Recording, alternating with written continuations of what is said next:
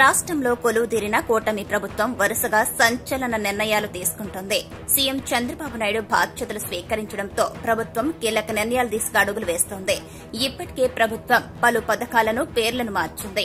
వైఎస్సార్ అదేవిధంగా జగన్ పేరుతో ఉన్న పథకాల ప్లేస్ లో ఎన్టీఆర్, చంద్రన్న పథకాలుగా పేర్లను మార్చుతున్న ప్రభుత్వం ఇప్పటికే అఫీషియల్ ప్రకటన చేసింది. తాజాగా గ్రామ, వార్డు సచివాలయాలు, మీ సేవా కేంద్రాల విషయంలో రాష్ట ప్రభుత్వం మరొక కీలక నిర్ణయం తీసుకుంది.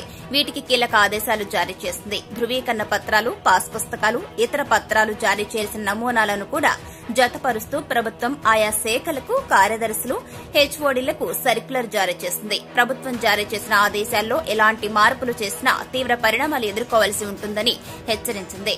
పార్టీ రంగులతో, జెండాలతో ఉండే ప్రభుత్వ అధికారిక వెబ్సైట్లు, పాస్ పుస్తకాలు, లబ్దిదారుల పుస్తకాలు, ధృవీకరణ పత్రాలను నిలిపివేయవలసిందిగా రాష్ట ప్రభుత్వం సంబంధించిన శాఖలకు ఆదేశాలు జారీ చేస్తూ ఉత్తర్వులు జారీ చేసింది.